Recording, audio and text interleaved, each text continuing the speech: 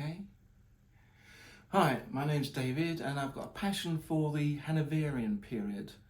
I'm going to be doing two types of talks. One, I'm going to be talking about the murder of Maria Marten at Polstead in 1828. I'll be using this book. It is published in 1828, very soon, only a week or so after the actual conviction and execution of William Corder. Now, what I find interesting about the Hanoverian period, now the Hanoverian period began in 1714 and ended in 1837.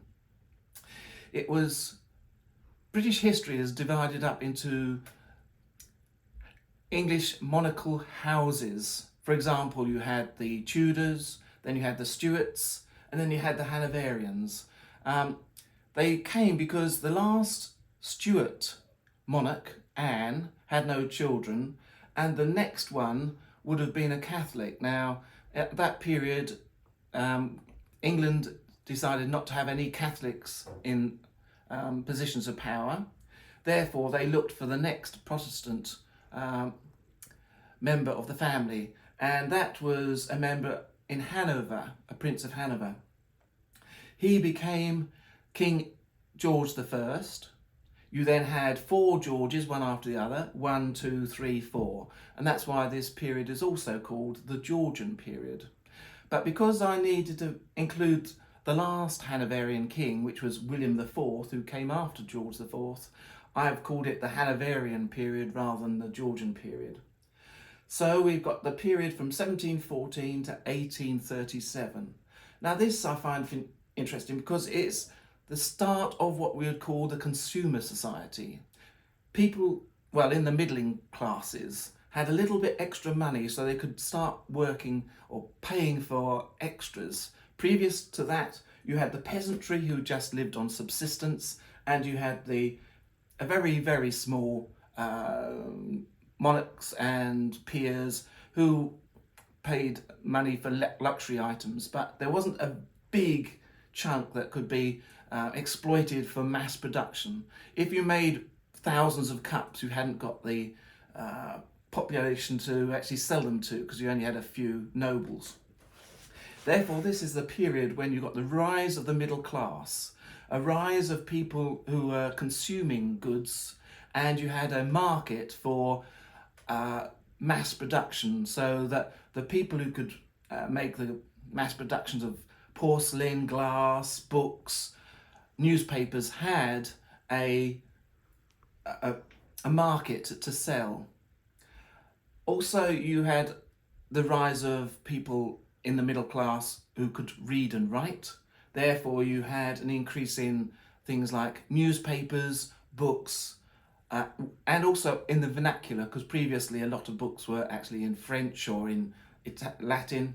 But now you had a lot more people who only spoke English. They wanted all their books to be in English, and therefore you got the rise of newspapers and books like this. Now this was produced quite quickly after the death of, or the execution of William Corder. Now it is pretty tatty and in lots of different, the pages are in different sizes, not very well made, because they wanted to produce this very quickly to capture the market while the murder of Maria Marten was still in the public eye. So they produced this in a very tatty form because, again, it's about marketing, the new ideas of marketing, and you had this that's being produced by what we'd now call an investigative journalist. Now, he actually visited Polstead, the area of the murder. He spoke to the people and family involved. He went to the trial of William Corder. And so this is a first-hand account. He actually went out and actually visited the places and got all the information, and then wrote this book very quickly to meet the demand for books for this period. As you can see, at this time of the period, everything was also in loads of different fonts. They were very good. This went on even into the Victorian period. that a lot of these things were in very different fonts because they wanted to show that they've got all this, they make it look a bit more different, I suppose.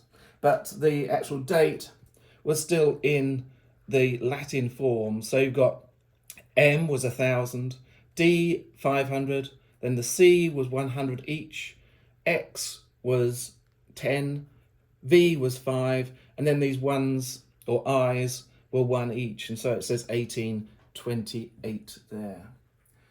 So the area that Polstead was here. As you can see, you have Polstead is around here, yeah, between Ipswich, Sudbury and Colchester.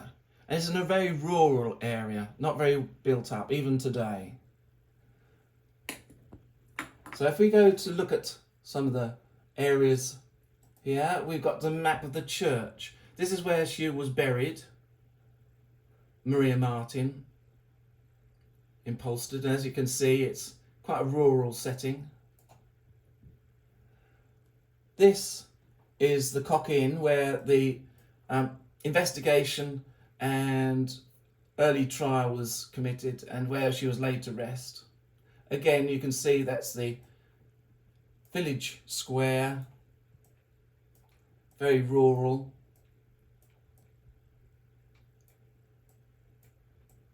So if we have just a look here while I start to talk about the book and what the book says. So on the first page, the authentic and faithful history of the mysterious murder of Maria Marten in the Red Barn and the trial of William Corder, an account of his execution and dissection by J. Curtis. Now let's have a start with the introduction where he actually goes to Polstead to speak to the people and get some information. I cannot submit the following lubrications without noting down a few reminiscences connected with my journey to Polstead. I left London on St. Swithin's Day, when, in order to keep up the old legend which records her fame, she bedewed me and my fellow passengers very plentifully with her tears. Nor was she inattentive to me during my month's residence amongst the South folk, inasmuch as she daily shred her sprinklings. This is due to the fact that St. Swithin's Day was a day that, by folklore, if it rained on that day, it would rain then for the next 30 days. So that's why it is referenced to there. On my way from Colchester to Polstead, in the evening, when I reached the Stour, which, at Nayland, divides the counties of Essex and Suffolk, the river had overpassed its banks, so it was impossible for pedestrians to pursue their journey. While waiting for a convenience, I contemplated the expanse of water which overflowed the extensive meadows, and there I beheld the hopes of the husband swept away by the mighty flood. On those surfaces loads of new-made hay were borne down with swift rapidity, a circumstance which, at this point of the year, was novel, it being happily unfrequent. So he had come and there had been big floods and all the hay had been washed down, so it wasn't very good for the peasantry at the time because they would have lost all their crops. Upon inquiry, I found that, for several days preceding, the rain had been extensive, and that many humble cottagers had been deprived of that which they had fondly hoped would have supported their solitary brindle through the approaching winter. I was told that the damage sustained by one excessive geyser in the vicinity of Nayland amounted to £600. This man, however, only lost out of his abundance, but the poor cottager had lost all that he had. On the following morning, I rose early and walked from Nayland to Polstead. The morning was delightful, but my spirits were far from buoyant. I reflected that I was going to a place where I was an entire stranger, that was charged with an important mission to search after truth. There you've got this idea that he's an investigative journalist going out to find the truth and detect error relative to a foul and mysterious murder. I felt my incapacity and heartily wished that I'd never undertaken this journey. Whilst leaning against a gate in this musing mood, the rural village of Polstead was full in my view, on an eminence more than a mile distance. Both the summit and declivity, and the spacious fields by which the village is surrounded, were studded with clumps of lofty trees, between which were here and there to be seen a cottage, blanch as mountain snow, as indications, methought, of the industrial habits of the people amongst whom I am going to sojourn. And in the distance I beheld on the summit of a gentle rising hill a beautiful and extensive villa built of Portland stone, and in the lawn fronting the edifice were browsing a numerous herd of deer, which, together with the surrounding scenery, presented a beautiful picturesque appearance. This mansion was Polstead Hall, the seat of Mrs. Mary and Anne Cooke, a short description of which, upon their fair property, will be found in page 51. So lots of notes are paid on this, because this goes on for about 300 pages.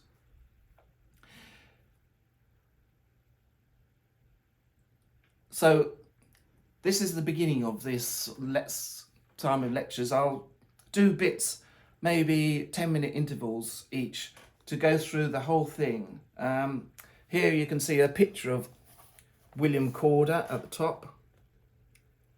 He's the murderer. This is Maria Marten. And this is one of the children she had, the last surviving child she had. So I'll wrap up now and come back to you. So I hope you will continue to come to these lectures. That's all for today anyway. Thank you.